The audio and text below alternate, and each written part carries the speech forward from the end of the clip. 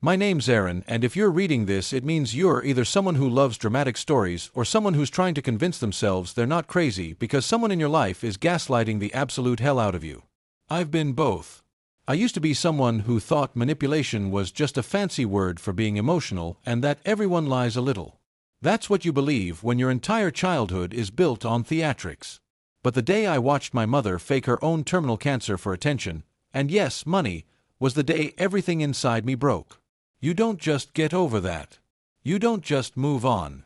You survive it, and then maybe, just maybe, you start writing about it. Because someone else out there is being lied to by someone they trust. And I want them to know they're not alone. My mom's name was Michelle. Everyone in the neighborhood called her Shell, and everyone thought she was the most amazing, brave, vibrant woman they'd ever met. And she was. As long as you weren't her child. Growing up with Shell meant walking on the sharp edge of a compliment that could turn into an insult within seconds. It meant your birthday party became a monologue about how hard your birth was. It meant that if you got sick, Shed talked louder about her own symptoms until everyone forgot about your fever and started comforting her. I wish I were exaggerating.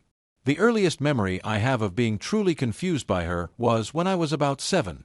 I had scraped my knee falling off my bike and was crying on the driveway. She rushed out, looked at my leg, gasped, and then fainted. Full-on collapsed, right in front of me.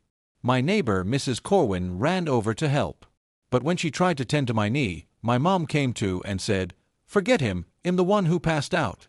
That was the moment I learned that pain in my family had a hierarchy. And she was always at the top. Fast forward to when I turned 18. I moved out as soon as I could. I didn't have much. A student loan, a trash bag of clothes, and a phone number I debated changing twice a week. But still, I kept in touch. She was my mom, after all. And even when you know someone is poison, sometimes they're your only glass of water. I got a job, enrolled in community college, made a life. I saw her maybe once a month. Every time I visited, she had a new crisis. A friend who betrayed her, a coworker who stole her idea, a neighbor who glared at her. She always needed help moving furniture, fixing tech, figuring out her taxes. I gave her time, money, emotional bandwidth I couldn't afford. Then came the call that changed everything. I was 25, working a shift at a bookstore. She left a voicemail. Said it was urgent. Said to come home immediately. I thought she'd been robbed or something. I drove across town in 30 minutes. Found her curled up on the couch, mascara streaked, tissues everywhere. She looked up at me and said the words that made my stomach drop, "I have cancer." I couldn't speak. Couldn't move.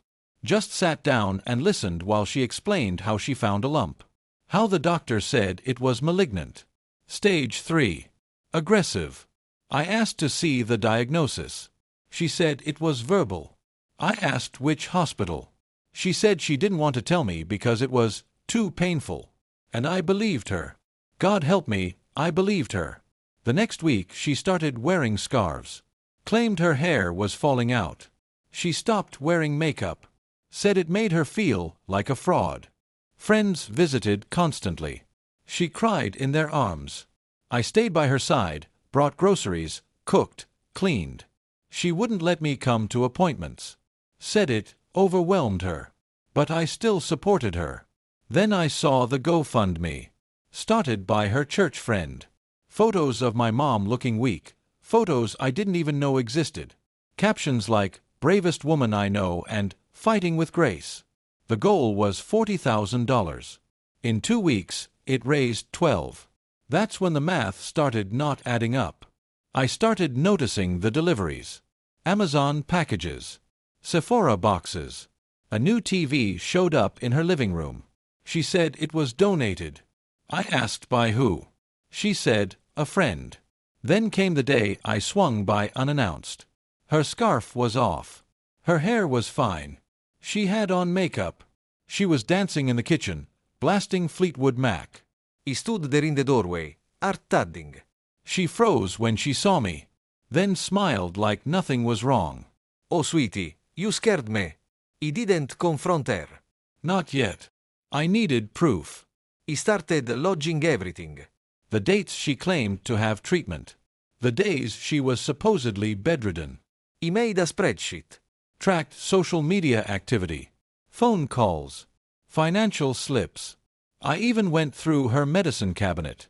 Not one prescription. No nausea meds. No painkillers. Not even Tylenol. Just skincare and essential oils. Then I did what no child wants to do. I called every cancer center in the area. Gave her name. Date of birth. Explained I was her emergency contact. Every single one of them said the same thing. Sorry, we have no patient by that name. My hands were shaking. My throat felt like it was closing. I wasn't just being gaslit. I was watching my own mother fake a terminal illness to get money and attention. And the world was cheering her on. I debated telling the police. But what would they do? Say it's not illegal to lie unless you're stealing from a specific person? I debated going public. But then I'd be the guy accusing his own mom of faking cancer. And unless you've lived through that kind of manipulation, no one believes you. So I made a plan. I would end the lie. On my terms. Quietly. Permanently. The opportunity came when she told me she was declining. That her final weeks were coming. That she wanted to write a will. She cried. Told me I'd been her rock. That she was leaving everything to me. That she wanted me to remember her when I looked at the stars. I told her I would. Then I created a Gmail account. Faked a funeral notice. Used her name. Created a PDF flyer. Shared it with Cheryl and the church group. Wrote a short obituary. Said she passed peacefully. In her sleep. The post went viral. Her GoFundMe hit $50,000. Friends made tribute videos. Someone painted a mural. A local bakery renamed a cupcake after her. And I, her only child, the one who watched the whole lie unfold, just sat back and let the world mourn someone who was very much alive. When I finally told her, she lost it. She screamed, broke dishes, threatened lawsuits. I played her a recording. One she didn't know I had. A phone call between her and her friend where she joked about milking it a little longer. She went pale. I told her if she said a word, I'd release it. Send it to every donor. Every friend. Every reporter. She went silent. For the first time in her life, my mother had nothing to say. I moved out. Changed my number. Deleted every photo. Told people I was taking time to grieve. For over a year, I lived like she was gone. And it felt peaceful. Until one day, I got a message. From a burner email. Just one sentence. You'll regret this when I'm really gone. He blocked it. 2 months later, another message. A selfie. New haircut. New city. Caption, Shell Reborn. That was when I realized she wasn't done. She never would be. She'd keep reinventing. Keep manipulating. The lie didn't DeWitt the funeral. It just changed its clothes. But I didn't respond. He didn't chase.